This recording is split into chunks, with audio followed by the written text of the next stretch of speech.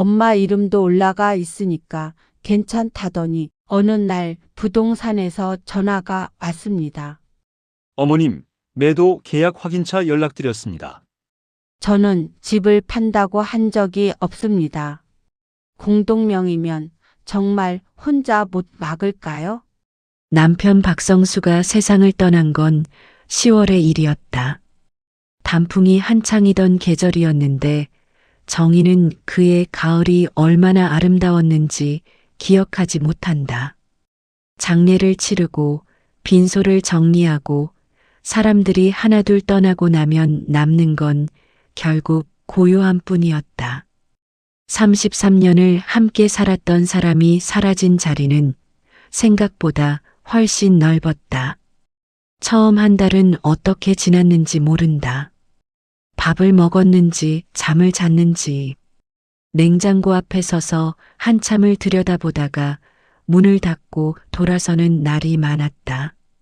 아침에 눈을 뜨면 습관처럼 옆자리를 확인했고 그때마다 새로 실감했다. 성수가 없다는 것을, 이제 이 집에는 자신 혼자라는 것을. 2달쯤 지났을 때 현실이 밀려오기 시작했다. 성수가 살아있을 때는 신경 쓰지 않았던 것들이 눈에 들어왔다. 관리비 고지서, 재산세 납부 안내문, 통장 잔액, 아파트 입구에 붙은 공지사항들. 정희는 그것들을 읽으면서도 절반은 이해하지 못했다. 성수가 늘 알아서 처리하던 일들이었다. 33해 동안 그 일들은 성수의 몫이었고 정희는 그저 살림을 꾸리고 아이들을 키우고 밥상을 차렸다. 그게 잘못된 건 아니었다.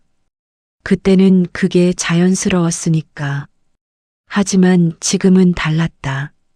모든 고지서의 수신인은 이정희였고 모든 결정은 이정희가 해야 했다. 아파트 관리사무소에 전화를 걸어 누수 신고를 하는 것도, 은행에 가서 통장을 정리하는 것도, 성수 앞으로 오는 우편물을 어떻게 처리해야 하는지 알아보는 것도 전부 정희가 처음 해보는 일들이었다. 낯설었다. 솔직히 말하면 무서웠다. 아들 태훈이 자주 들렀다. 태훈은 경기도에 살고 있었다. 처갓집과 가까운 곳에 자리를 잡은 지 몇 해 됐다. 차로 1시간 남짓 거리였는데 아버지가 돌아가신 뒤로는 주말마다 얼굴을 비쳤다. 때로는 평일 저녁에도 왔다. 정희는 그게 고마웠다. 딸 수연은 부산에 살았고 서울에 오려면 하루를 잡아야 했으니까. 태훈이 올 때마다 집 안 구석구석을 살폈다. 싱크대 배수 괜찮아? 베란다 문 잠금 장치 확인해봤어?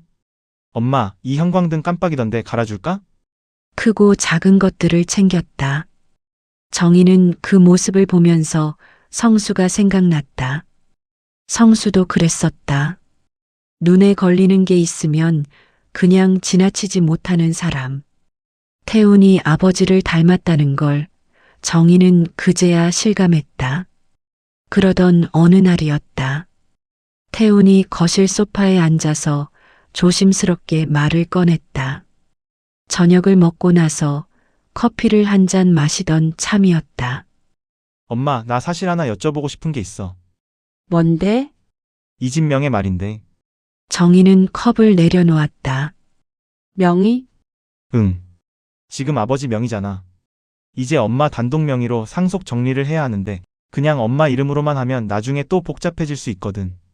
정희는 무슨 말인지 반쯤만 알아들었다. 복잡해진다는 게? 태훈이 설명을 이어갔다. 상속세, 취득세, 나중에 또 이전하게 될 경우의 세금 문제. 말은 많았는데 결론은 하나였다. 그래서 엄마, 처음부터 나랑 공동명의로 해두는 게 어떨까 싶어. 엄마 혼자 이 큰 집을 관리하려면 힘들 수도 있고 나중에 무슨 일 생기면 내가 빨리 움직일 수 있잖아.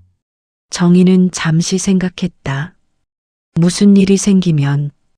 그 말이 마음에 걸렸다. 나이가 들면서 갑자기 쓰러질 수도 있고 판단이 흐려질 수도 있고 그럴 때 아들이 바로 나설 수 있어야 한다는 뜻이겠지. 엄마를 걱정하는 말이었다. 엄마가 혼자 계시는 게 사실 불안해. 내가 멀리 있으니까. 그 말에는 진심이 담겨 있었다. 정희는 느낄 수 있었다. 며칠 뒤 태훈이 다시 왔다. 이번엔 서류를 들고 왔다. 법무사 사무실에서 미리 알아봤다고 했다. 공동명의로 변경하는 절차, 필요한 서류 목록, 세금 부담 비교표, 꼼꼼하게 정리된 종이들이었다. 이렇게 하면 엄마도 덜 복잡하고 나도 나중에 관리하기 편해.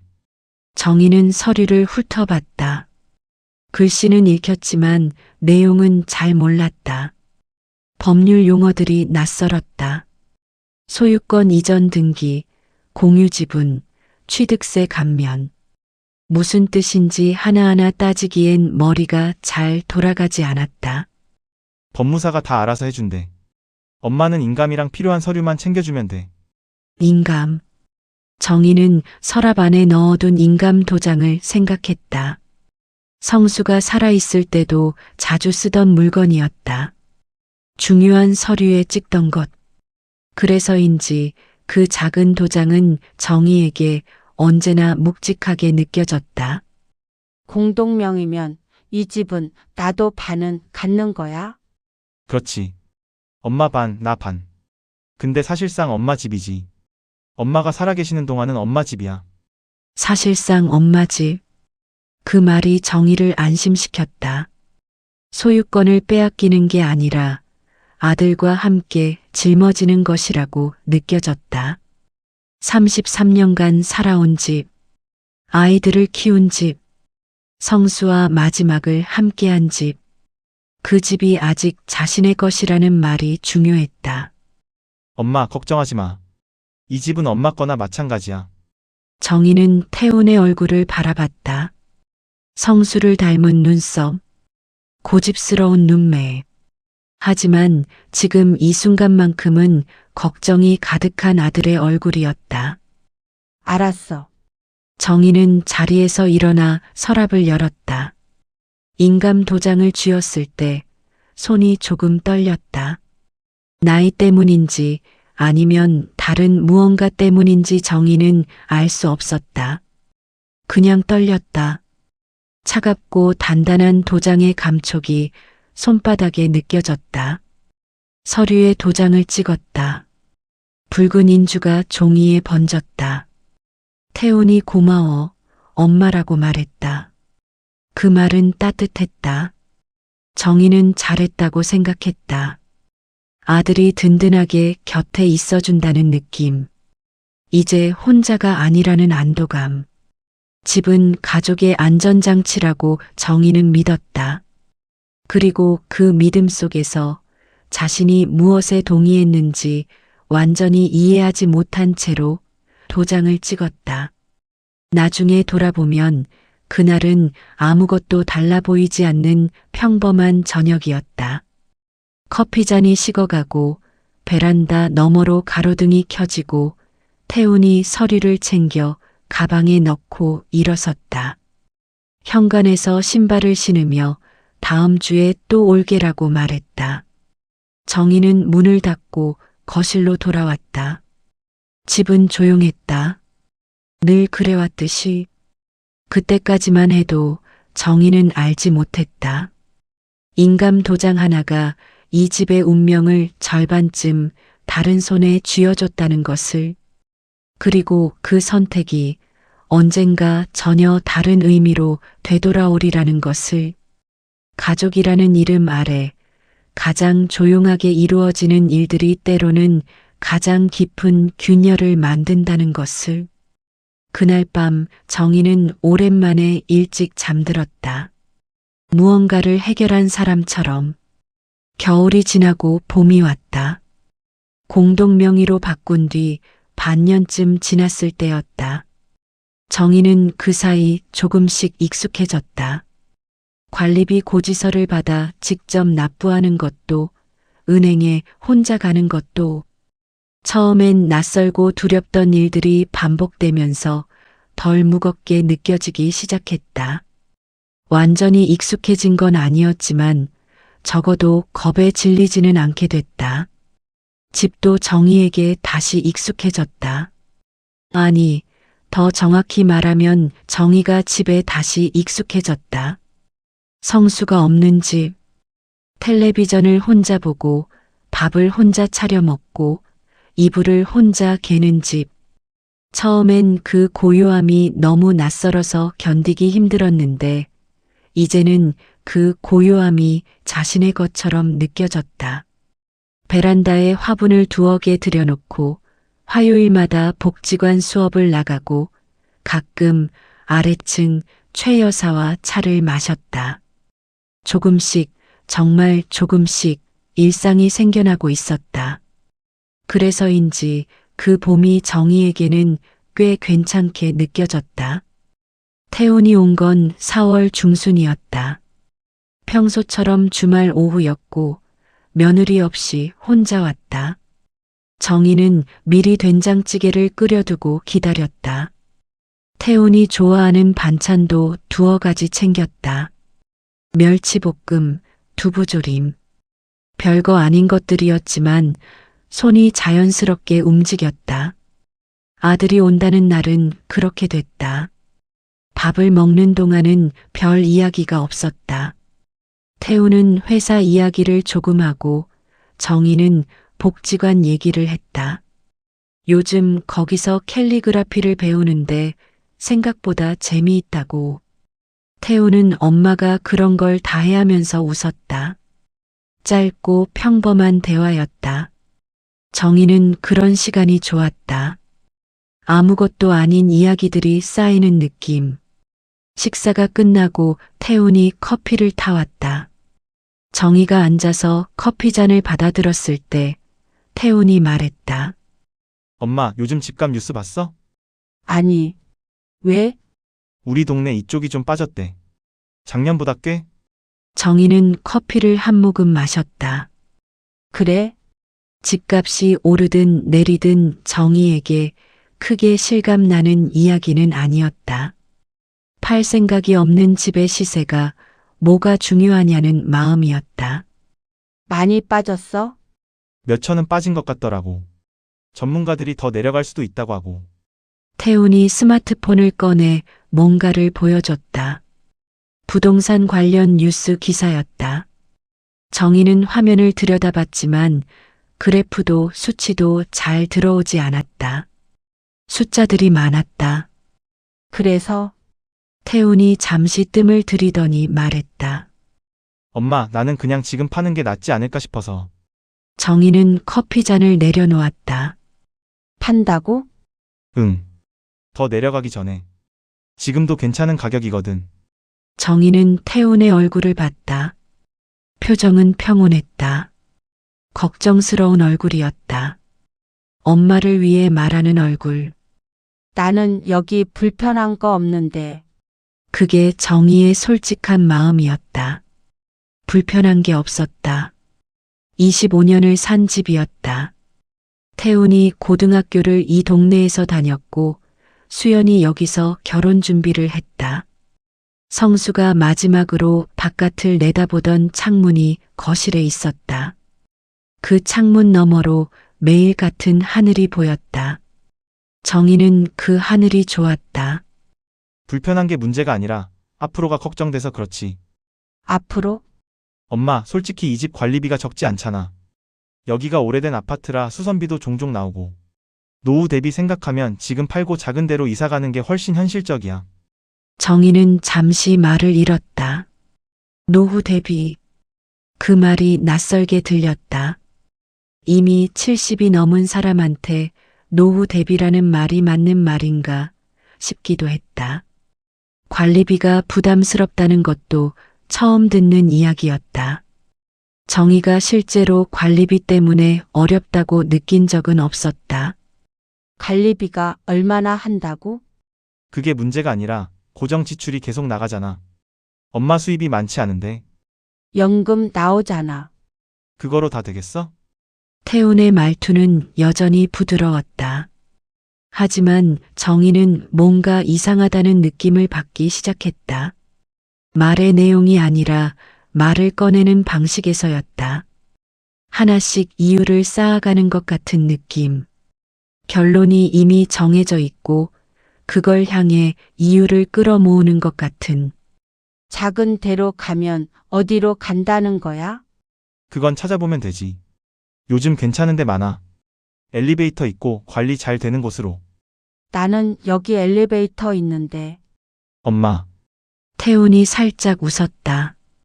답답한 걸 참는 웃음 같기도 했다. 그냥 한번 생각해봐. 급한 거 아니야. 근데 집값 더 내려가면 그때 팔면 손해잖아. 태훈이 돌아간 뒤 정희는 한동안 소파에 앉아 있었다. 텔레비전은 켜지 않았다. 거실이 조용했다. 창밖으로 해가 기울고 있었다. 그 오렌지 빛이 마루 위에 길게 드리워졌다가 천천히 사라졌다. 팔라는 말이 귓가에 맴돌았다. 정희는 자신이 왜 그 말을 단번에 거절하지 못했는지 생각해 봤다. 싫다고 말하면 될 텐데. 나는 안 팔 거야 라고 말하면 될 텐데. 그런데 그 말이 쉽게 나오지 않았다. 태훈이 걱정해서 하는 말이라는 걸 알기 때문이었다. 아들의 걱정을 정면으로 꺾는 일이 마음 편하지 않았다. 그런데 정말 그게 전부였을까? 정희는 오늘 대화를 처음부터 다시 떠올렸다. 집값이 빠졌다는 말, 더 내려갈 수 있다는 뉴스, 관리비 이야기, 노후 대비 이야기, 작은 집으로 이사 가면 어떻겠냐는 말. 하나하나는 틀린 말이 아니었다. 집값이 내리는 건 사실일 것이고 관리비가 나오는 것도 사실이었다. 노후를 대비하는 것도 나쁜 생각이 아니었다. 그런데 왜 그 말들이 모여서 정희의 마음을 편하게 하지 않았을까? 창문 너머로 가로등이 하나씩 켜졌다. 정희는 그 불빛을 바라보다가 천천히 생각을 정리했다. 태훈의 말 속에는 조급함이 있었다. 은근하지만 분명한 조급함. 지금 팔아야 한다는, 더 늦으면 안 된다는, 엄마가 결정해야 한다는. 그런데 왜 급한 걸까? 집값이 내려가면 팔기 어렵고 손해라는 말은 이해가 됐다. 하지만 그게 이유의 전부인 것 같지 않았다. 태훈이 설명하지 않는 무언가가 있었다. 말하지 않은 이유, 꺼내지 않은 맥락. 정희는 그게 무엇인지 알 수 없었다. 다만 모른다는 사실을 처음으로 의식했다. 그날 밤 정희는 잠이 잘 오지 않았다. 누워서 천장을 바라봤다. 이 집에서 천장을 본 날이 얼마나 많았던가. 아이들이 어렸을 때 밤마다 울어서 잠 못 자던 날들. 성수가 늦게 들어오던 날들. 시어머니가 편찮으실 때 걱정으로 뜬 눈을 보내던 날들. 이 천장은 정희의 오랜 시간을 알고 있었다. 팔고 나면 이 천장도 사라진다. 이 마루도, 이 창문도, 성수가 마지막으로 앉았던 안방 구석 자리도, 새로운 사람들이 들어와서 도배를 하고 바닥을 바꿀 것이었다. 그러면 이 집은 더 이상 정희의 집이 아니게 된다. 그게 두려웠다. 노후 대비가 어떻고 집값이 어떻고 하는 이야기보다 그 두려움이 더 컸다. 정희는 생각했다. 나는 지금 무엇을 원하는가? 대답은 어렵지 않았다. 여기 있고 싶었다. 이 집에서 계속 살고 싶었다. 화분을 들여놓은 베란다가 있고 최 여사가 아래층에 사는 이 아파트에서 성수의 흔적이 아직 남아있는 이 공간에서 그것이 비합리적인 일인가? 노후 대비를 생각하지 않는 어리석은 선택인가? 정희는 잘 모르겠다고 생각했다. 하지만 적어도 하나는 알 것 같았다. 아직 자신이 결정하지 않았다는 것. 태훈이 권유를 했고 정희는 들었지만 아직 정희는 아무것도 결정한 게 없다는 것. 그리고 결정은 정희가 해야 한다는 것. 다음 날 아침 정희는 베란다에 나가 화분에 물을 줬다. 작은 물뿌리개를 들고 하나씩 돌아가며 흙을 적셨다. 제라늄, 산세비에리아, 이름 모를 다육이 하나. 태훈이 집을 팔자고 한 다음 날 아침에도 이 화분들은 그 자리에 있었다. 정희는 한참 서서 바깥을 내다봤다. 봄 햇살이 환했다. 먼 곳에 산 능선이 연한 초록으로 물들어 있었다. 정희는 그걸 바라보면서 조용히 마음을 정리했다. 아직은 아니다. 아직 팔고 싶지 않다. 그리고 왜 태훈이 그토록 서두르는지 정희는 그 이유를 좀 더 알고 싶었다. 말하지 않은 것들, 설명하지 않은 조급함. 그것이 무엇인지 알기 전까지는 아무 도장도 찍지 않을 것이었다. 인감 도장이라는 것이 얼마나 무거운 물건인지 이제 정희는 조금 알고 있었다. 두 번째 경고는 아직 오지 않았다. 하지만 정희의 마음속에서는 무언가가 조용히 깨어나고 있었다. 전화가 온 건 목요일 오후였다. 정희는 부엌에서 저녁 준비를 하고 있었다. 양파를 썰다가 핸드폰이 울렸다. 화면에 뜬 번호는 저장되지 않은 번호였다. 010으로 시작하는 낯선 번호. 보통은 받지 않는 편이었다. 요즘은 모르는 번호로 오는 전화 대부분이 보험이나 대출 권유였다. 하지만 그날은 왜인지 받았다. 여보세요. 안녕하세요, 어머님. 저 행복공인중개사무소 김 실장입니다. 정희는 손을 멈췄다. 공인중개사. 네? 태훈 씨 어머님 되시죠? 이번 매도건 관련해서 확인차 연락드렸습니다. 서류 준비가 거의 다 됐는데 어머님 인감이랑 신분증 사본만 있으면 계약 진행이 가능하거든요. 정희는 말을 잃었다. 매도건, 계약, 인감. 저 잠깐만요. 네, 말씀하세요. 저는 지금 처음 듣는 이야기인데요. 전화기 넘어가 잠시 조용해졌다. 그러다 상대방이 말했다. 아, 아직 태훈 씨한테 말씀을 못 들으셨군요. 죄송합니다. 그러면 태훈 씨한테 먼저 연락해 보시고 편하실 때 저한테 다시 연락 주시면 될 것 같습니다. 전화는 끊겼다. 정희는 핸드폰을 손에 쥔 채로 그 자리에 서 있었다. 부엌에서 양파 냄새가 올라오고 있었다. 태훈에게 전화를 걸었다. 신호가 2번 울리고 태훈이 받았다. 엄마, 왜? 방금 부동산에서 전화 왔어. 잠시 침묵이 흘렀다. 아, 아가 뭐야? 무슨 일이야? 엄마, 일단 내가 오늘 저녁에 갈게. 거기서 설명할게. 지금 설명 못해? 전화로 하기엔 복잡해.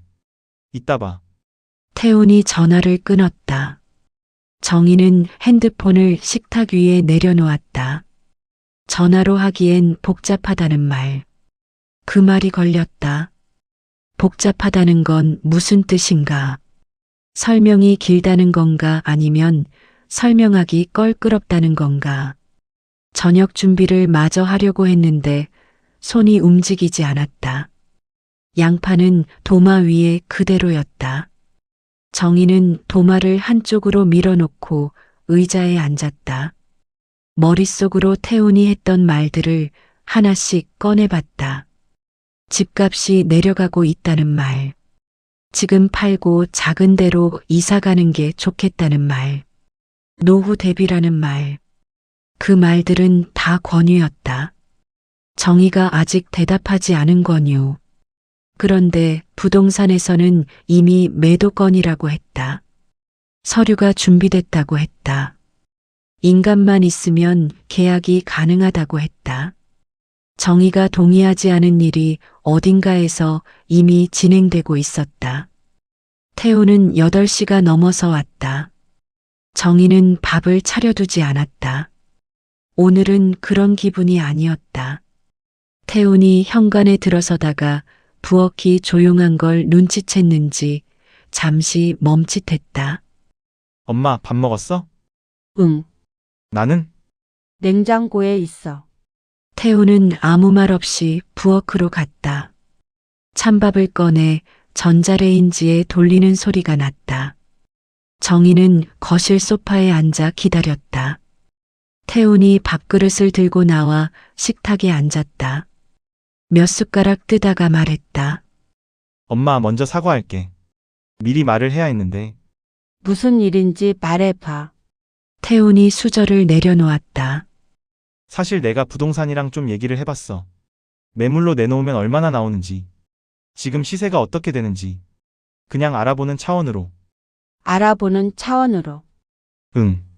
그랬더니 서류가 준비됐대? 태훈이 잠시 눈을 피했다. 그게 김 실장이 좀 빠르게 진행한 것 같아.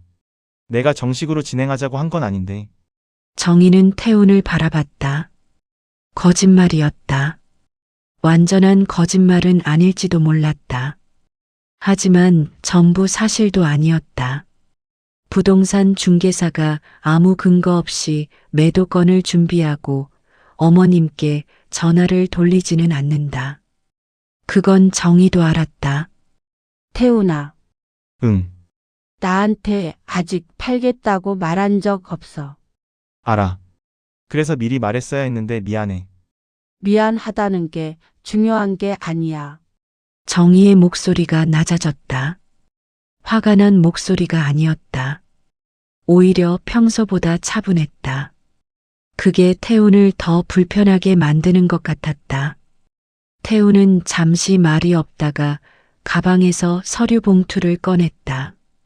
정희는 그 봉투를 봤다. 뭐야? 매도 동의서야. 공동명의니까 엄마 동의가 있어야 계약이 가능하거든. 엄마 도장이랑 신분증 사본만 있으면 돼. 봉투가 식탁 위에 놓였다. 정희는 봉투를 열지 않았다. 그냥 바라봤다. 하얀 봉투. 그 안에 무언가가 들어 있었다. 정희의 집을 팔기 위한 서류가. 엄마, 계약금이 벌써 일부 들어왔어. 그 말에 정희는 시선을 들었다. 뭐? 그게. 매수자 측에서 진지하다는 의미로 가계약금을 좀 넣었어. 아직 정식 계약은 아니고. 정희는 심장이 내려앉는 느낌을 받았다. 가계약금. 그 말의 의미를 정희는 알았다. 집을 사겠다는 사람이 돈을 이미 걸어놓은 것이었다. 그것은 단순한 알아보기가 아니었다. 거래가 시작된 것이었다. 자신이 모르는 사이에. 태훈아, 응, 나는 판다고 한 적 없어. 알아. 그래서 엄마 동의가 필요한 거잖아. 도장만 찍으면 돼. 도장만 찍으면 돼. 그 말이 정희의 귓속에 이상하게 울렸다. 도장만 찍으면 돼. 어디서 들어본 말이었다. 아니, 정확히 기억했다. 처음 공동명의로 바꿀 때 태훈이 했던 말이었다. 그때도 그랬다. 엄마는 도장만 찍으면 된다고. 나머지는 다 알아서 한다고. 그때는 그 말이 든든하게 들렸다. 지금은 달랐다. 계약금은 어디 있어? 정희가 물었다. 태훈이 잠깐 멈칫했다. 중개사무소에. 얼마? 500. 500만 원. 정희는 그 숫자를 머릿속에서 굴렸다. 누군가가 이 집을 사겠다며 500만 원을 이미 넣어놨다. 그 거래에 정희는 한 번도 앉아있지 않았다. 태훈아, 솔직하게 말해봐. 뭘? 왜 이렇게 급해? 태훈이 시선을 피했다. 급한 게 아니라 타이밍이 맞아서. 타이밍. 집값이 지금 이 정도인데 더 내려가면 손해잖아. 지금이 적기야. 그게 전부야? 태훈은 대답하지 않았다. 정희는 기다렸다. 서두르지 않고 기다렸다. 태훈이 뭔가를 말하려다 멈추는 것이 보였다. 입술이 움직였다가 다시 닫혔다. 결국 태훈은 말했다. 엄마, 나도 좀 사정이 있어. 어떤 사정? 사업적으로 좀 자금이 필요해서. 정희는 그 말을 듣고 잠시 눈을 감았다. 사업, 자금, 그 말들이 퍼즐처럼 맞춰졌다. 집값이 내려가서가 아니었다. 노후 대비를 위해서가 아니었다. 태훈에게 돈이 필요했던 것이었다. 그래서 이 집을 팔아야 했던 것이었다. 엄마에게 말하지 못한 진짜 이유가 그것이었다. 왜 처음부터 그 말을 안 했어? 태훈이 고개를 숙였다. 말하기가 좀 그랬어. 긴 침묵이 흘렀다. 정희는 소파 등받이에 몸을 기댔다. 피곤했다. 몸이 아니라 마음이. 아들을 믿어온 마음이 오늘 하루 많이 지쳐 있었다. 태훈이 거짓말을 한 건 아니었다. 정확히 말하면 전부를 말하지 않았다. 집값이 내려가는 것도 사실이고 노후 대비가 필요하다는 것도 틀린 말은 아니었다. 하지만 진짜 이유는 숨겼다. 엄마가 알면 거절할 것 같아서 또는 실망할 것 같아서 그 마음을 이해하지 못하는 건 아니었다. 하지만 이해한다는 것과 괜찮다는 것은 다른 말이었다. 도장은 못 찍어. 정희가 말했다. 태훈이 고개를 들었다. 엄마, 오늘은 안 돼. 나 혼자 좀 생각해 볼게. 계약금이 들어와 있어. 이게 엎어지면. 그건 내가 감당해야 해. 내가 동의하지 않은 일이니까. 태훈의 얼굴이 굳었다. 정희는 그 얼굴을 외면하지 않고 바라봤다. 아들이었다. 여전히 아들이었다. 하지만 그 사실이 정희의 판단을 흐리게 해서는 안 됐다. 오히려 가족이기 때문에 더 정확해야 했다. 엄마가 화난 거야? 화는 아니야. 근데 섭섭하지. 태훈은 더 이상 말을 잇지 못했다. 그날 밤 태훈이 돌아간 뒤 정희는 식탁 위에 놓인 서류 봉투를 바라봤다. 열지 않았다. 열 필요가 없었다. 저 안에 무엇이 들어있든 지금 당장 정희가 결정해야 할 이유는 없었다. 도장만 찍으면 된다는 말. 그 말은 늘 위험했다. 처음 공동명의 서류에 도장을 찍을 때도 정희는 내용을 완전히 이해하지 못한 채로 찍었다. 태훈이 알아서 한다고 했으니까. 엄마는 도장만 찍으면 된다고 했으니까. 그 결과가 지금 이 상황이었다. 정희는 자리에서 일어나 서류 봉투를 서랍 안에 넣었다. 일단 두는 것이었다. 버리지도 열지도 않고 내가 결정하기 전까지는 아무도 이 봉투를 건드릴 수 없다는 뜻으로. 그러고 나서 정희는 생각했다. 내가 진짜로 알아야 할 것이 있다. 이 집이 공동명의라는 것. 그게 정확히 어떤 의미인지. 태훈이 혼자 팔 수 있는지. 정희가 거부하면 어떻게 되는지. 아무도 정희에게 설명해 주지 않았다.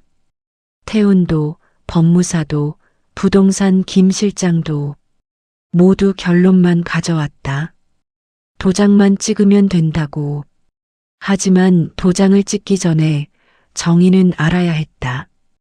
다음 날 아침 정희는 일찍 일어났다. 주민센터가 몇 시에 여는지 검색했다. 오전 9시. 정희는 시계를 봤다. 6시 반이었다.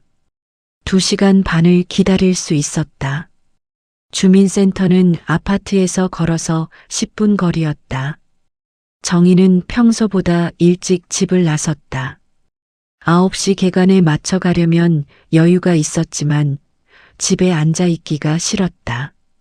어젯밤 내내 뒤척였다. 잠이 들었다 깨기를 반복했고 새벽 4시쯤엔 그냥 일어나서 부엌에 앉아 있었다. 물을 한 잔 마시고 또 한 잔 마시고 날이 밝기를 기다렸다.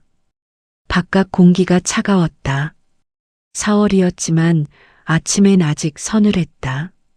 정희는 얇은 카디건 위에 점퍼를 걸쳤다. 걸으면서 손을 주머니에 넣었다. 골목을 지나고 큰 길을 건너고 편의점 앞을 지났다. 늘 다니던 길인데 오늘은 조금 다르게 느껴졌다. 무언가를 하러 가는 사람의 걸음이었다. 주민센터 앞에 도착했을 때 문은 아직 닫혀 있었다. 정희는 벤치에 앉아서 기다렸다. 8분쯤 기다렸을까? 직원이 안에서 문을 열었다. 정희는 첫 번째로 들어갔다. 민원 창구에 앉은 직원은 젊은 여자였다.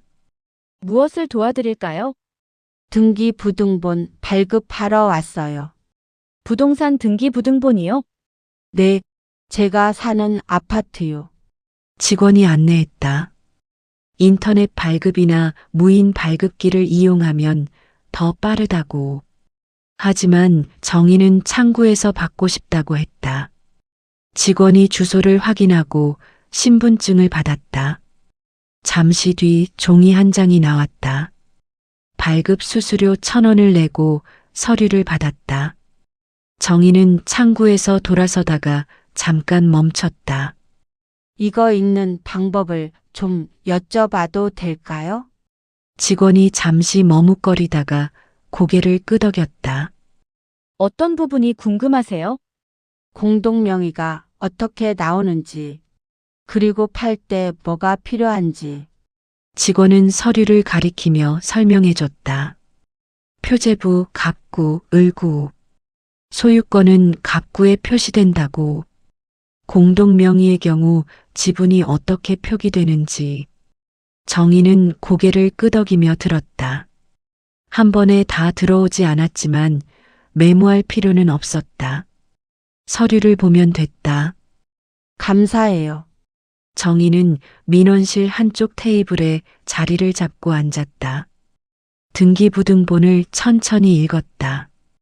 표제부, 건물의 표시, 소재지, 건물 구조, 면적. 정희가 25년을 산 아파트가 숫자와 글자로 정리되어 있었다. 이상하게 낯선 느낌이었다. 살아온 집이 이렇게 차갑게 표기된다는 것이. 갑구로 넘어갔다. 소유권에 관한 사항. 정희는 눈을 가늘게 뜨고 읽었다. 소유자 이정희 지분 2분의 1. 소유자 김태훈 지분 2분의 1. 두 이름이 나란히 있었다. 이정희, 김태훈. 자신의 이름과 아들의 이름. 정희는 자신의 이름을 손끝으로 가볍게 짚어봤다. 이정희. 이 집의 절반은 분명히 자신의 것이었다. 그 사실이 새삼스럽게 다가왔다. 공동명의로 바꿀 때 정희는 막연하게 이해했다.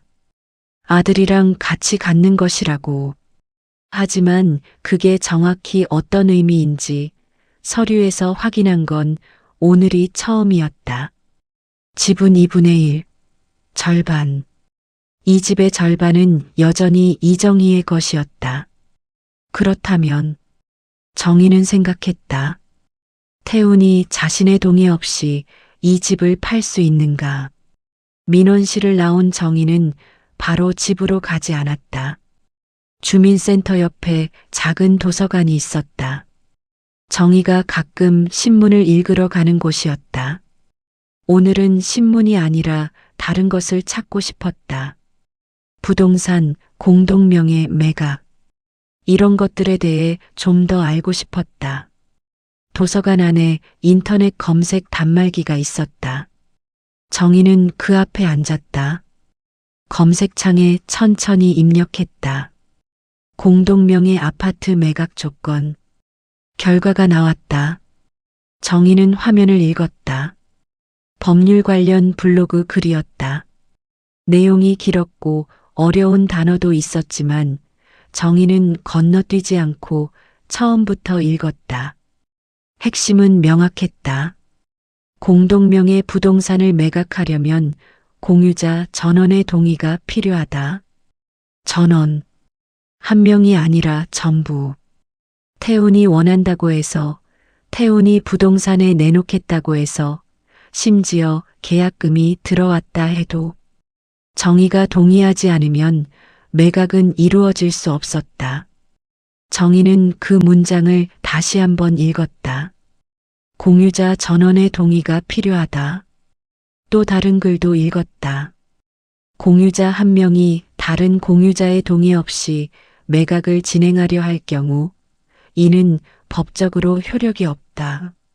매수자가 있다 하더라도 소유권 이전 등기는 전원의 서명과 인감이 필요하기 때문에 일방적인 매각은 불가능하다.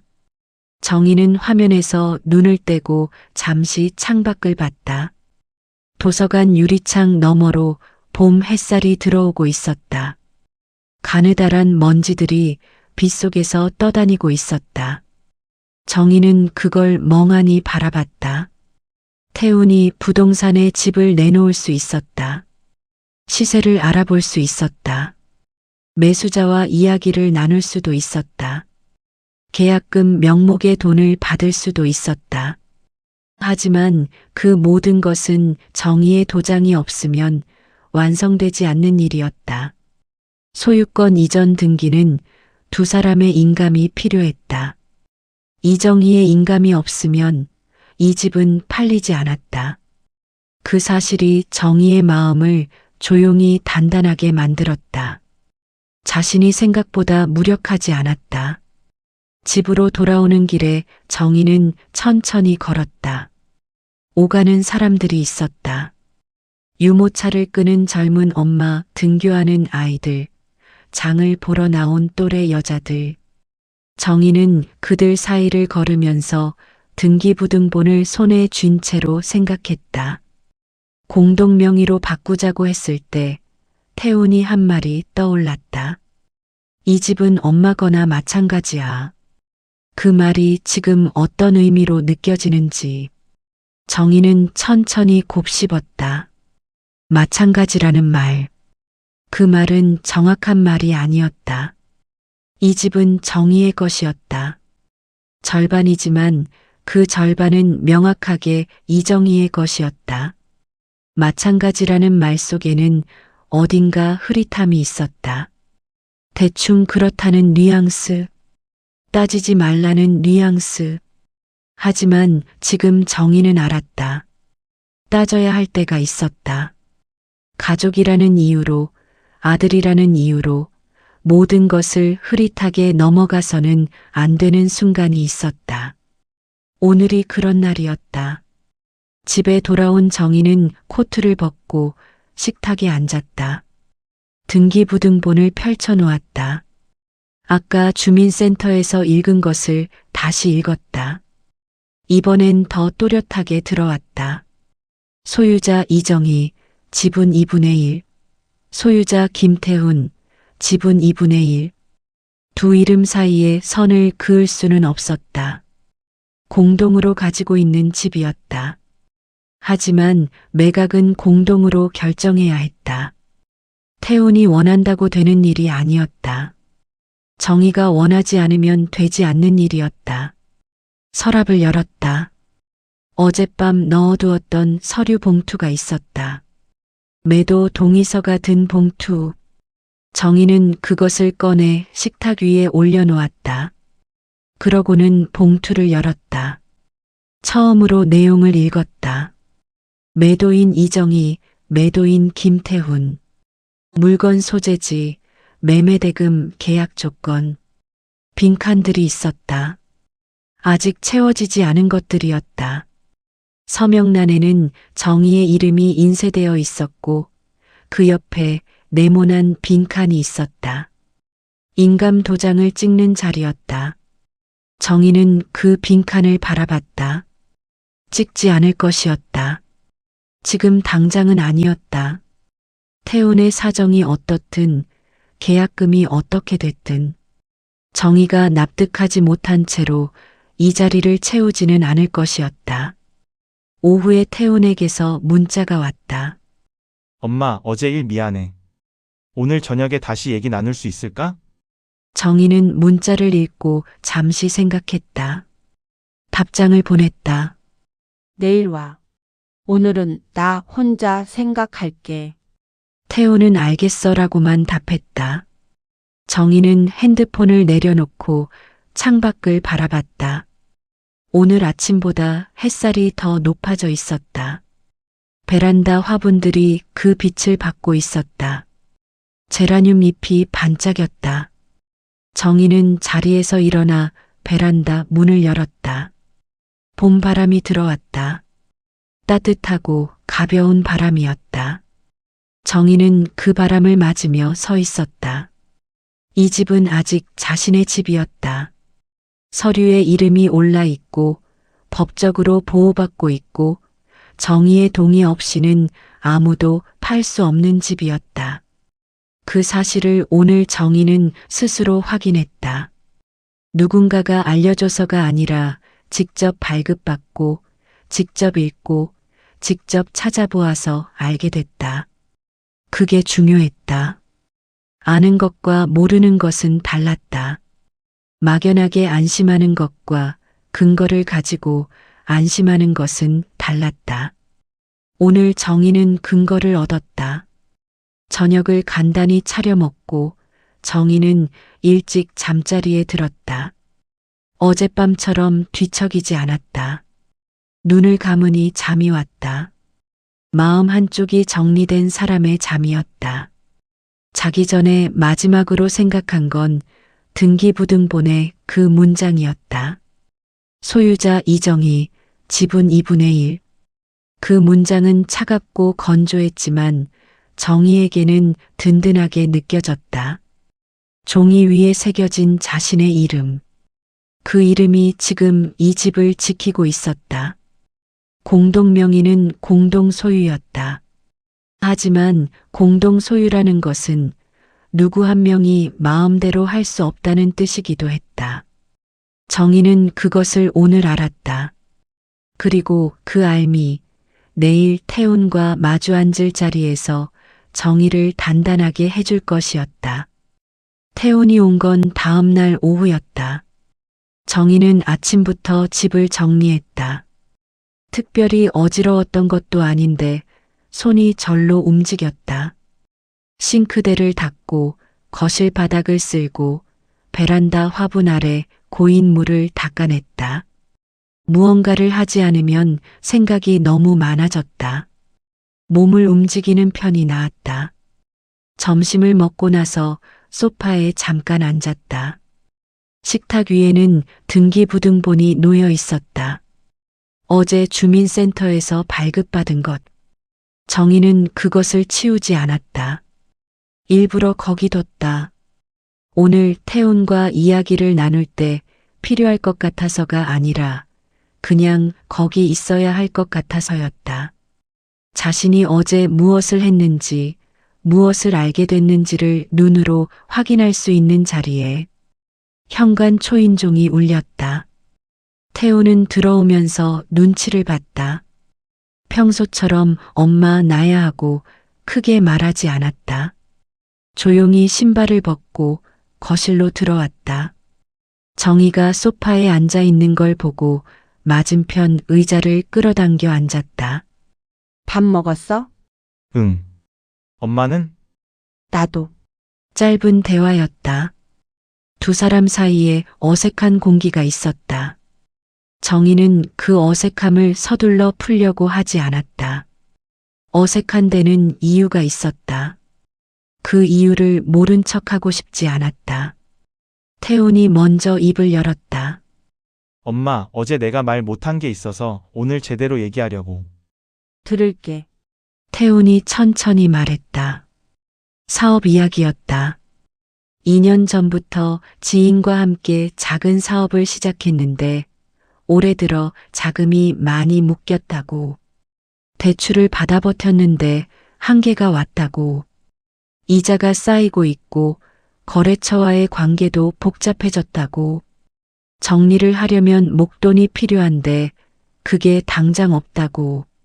정희는 듣는 동안 아무 말도 하지 않았다. 태훈이 말을 끝내고 고개를 숙였다. 처음부터 말했어야 했는데. 엄마한테 이런 얘기하기가 싫었어.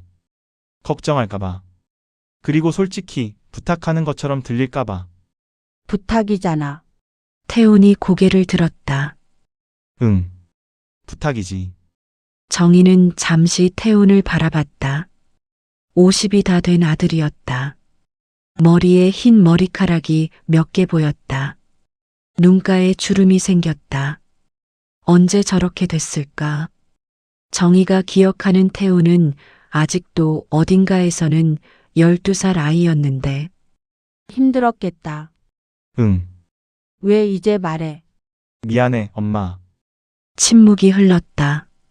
정희는 식탁 위에 등기부등본을 봤다. 태훈의 시선도 그리로 갔다. 그거 뭐야? 등기부등본. 어디서 났어? 어제 주민센터 가서 직접 뗐어. 태훈이 말이 없었다. 정희는 서류를 들어 태훈 앞에 놓았다. 봐. 태훈이 서류를 들여다봤다. 각구 부분. 소유자 이정희, 지분 2분의 1. 소유자 김태훈, 지분 2분의 1. 알고 있잖아. 나도 이제 알아. 정희가 말했다. 공동명의면 팔 때 둘 다 동의해야 한다는 거. 한 명이 원한다고 되는 게 아니라는 거. 어제 직접 찾아봤어.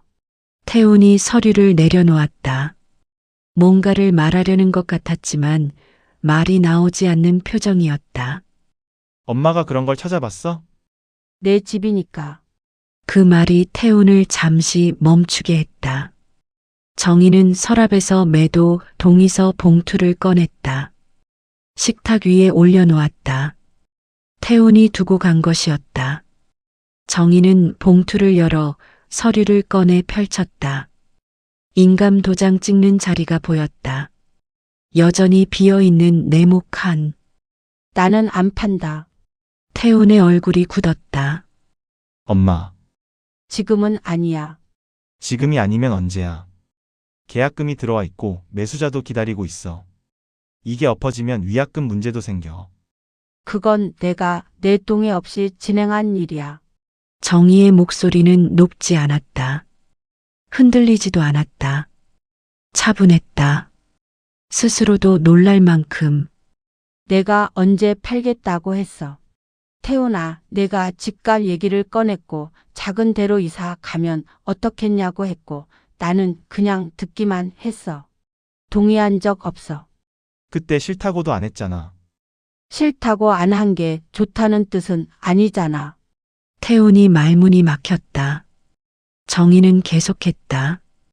처음에 공동명의 할 때도 나는 내용을 제대로 모르고 도장 찍었어. 태훈이 내가 다 안다고 하니까 믿어서 찍었어. 근데 이번엔 달라. 이번엔 내가 알고 있어.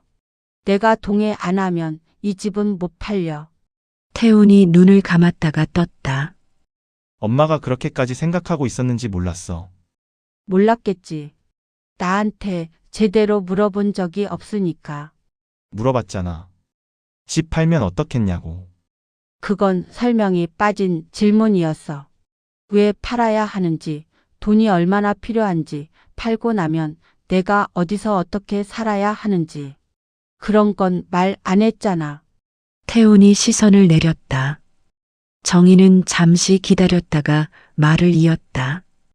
나는 내 사정이 딱하지 않은 게 아니야. 힘든 거 알아. 돈이 필요한 것도 알겠어.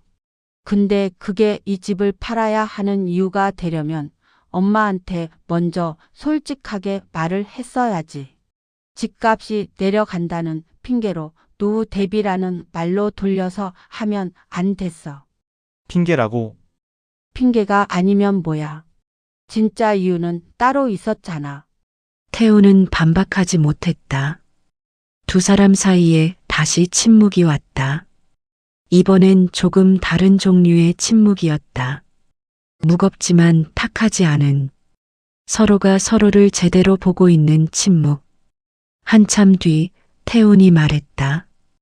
그러면 어떻게 하면 돼? 정희는 잠시 생각했다. 일단 계약금 돌려보내. 내가 동의 안 한 계약이야. 위약금이 생기면 어떻게 처리할지는 내가 부동산이랑 얘기해봐. 그 돈이 지금 없어. 그건 내가 해결할 문제야. 내가 해결해 줄 수 있는 게 아니야. 태훈이 고개를 들었다. 뭔가 더 말하려는 것 같았다. 억울하다는 표정도 아니고 화가 난 표정도 아니었다. 그냥 지쳐 보이는 얼굴이었다. 엄마, 나 진짜 많이 힘들어. 알아. 그래도 안 돼? 정희는 아들을 바라봤다. 이 얼굴을 모른 척 할 수 없다는 걸 알았다. 가슴이 당기는 걸 느꼈다. 아들이 힘들다는데 외면하는 엄마가 어디 있냐는 말이 목구멍까지 올라왔다. 도장을 찍고 싶은 마음이 없다면 거짓말이었다. 하지만 정희는 그 마음을 천천히 가라앉혔다.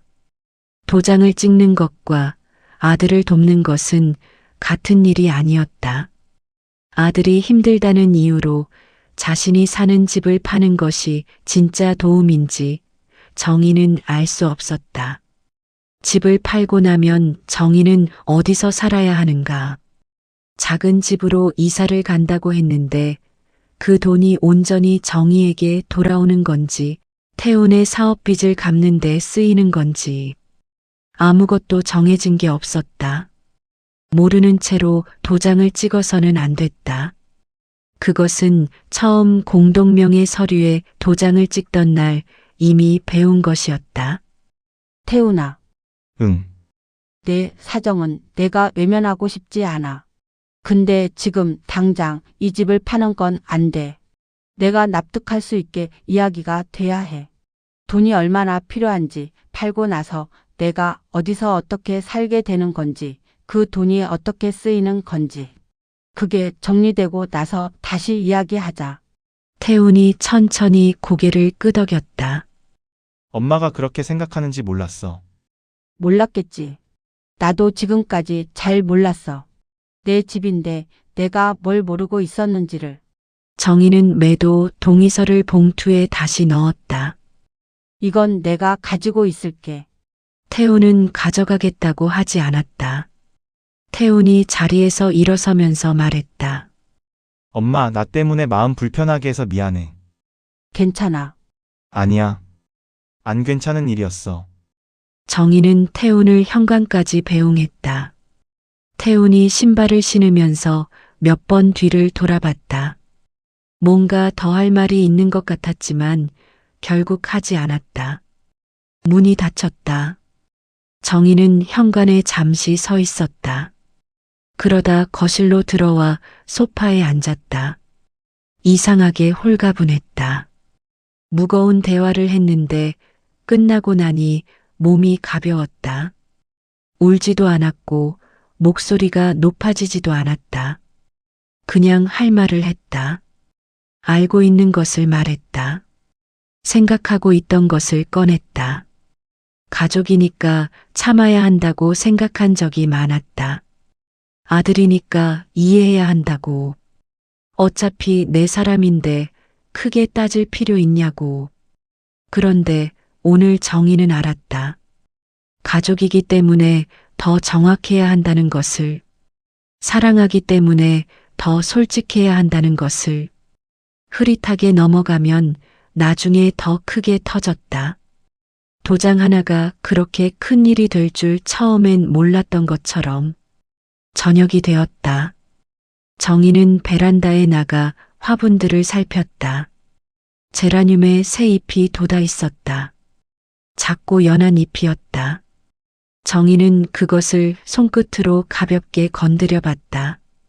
보드라웠다. 거실로 들어와 등기부등본을 다시 집어들었다. 소유자 이정희, 지분 2분의 1.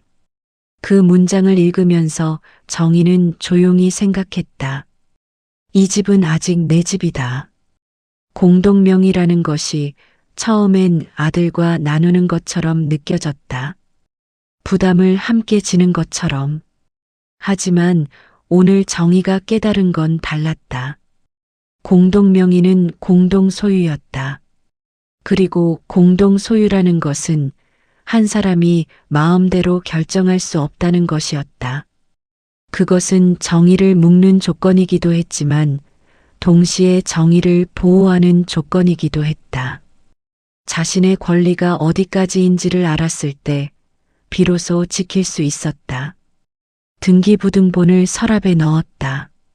그 위에 매도 동의서 봉투를 올려놓았다. 두 서류가 나란히 놓였다. 하나는 정의의 권리가 적힌 것이고 하나는 정의가 아직 행사하지 않은 것이었다. 서랍을 닫았다. 밤이 깊어지면서 집이 조용해졌다. 정희는 불을 끄고 안방으로 들어갔다. 침대에 누웠다. 성수가 쓰던 쪽은 여전히 비어 있었다. 그 빈자리가 이제는 슬프기만 한 게 아니었다. 그냥 그 사람이 있던 자리였다. 눈을 감으면서 정희는 생각했다. 내일 아침에 복지관 캘리그라피 수업이 있었다. 지난주에 다 못 쓴 문장이 있었다. 선생님이 다음 시간까지 완성해 오라고 했는데 정희는 어떤 문장을 쓸지 아직 정하지 못했었다. 오늘은 알 것 같았다. 가족이니까 더 정확해야지. 자신이 오늘 태훈에게 한 말이었다. 그 말이 정희에게도 적용됐다. 가족이라는 이유로 흐릿하게 넘어갔던 것들을 이제 정희는 더 정확하게 보려고 했다. 자신의 집이 어떤 상태인지, 자신의 권리가 무엇인지, 자신이 무엇을 원하는지, 그것을 아는 것이 가족을 사랑하지 않는 일이 아니었다. 오히려 그것이 진짜 사랑과 더 가까운 일이었다. 정희는 눈을 감았다. 창밖에서 바람 소리가 났다. 봄바람이었다. 부드럽고 고른 소리였다. 정희는 그 소리를 들으면서 잠속으로 들어갔다. 집은 그대로였다. 그리고 정희의 마음도 오늘 처음으로 그대로였다.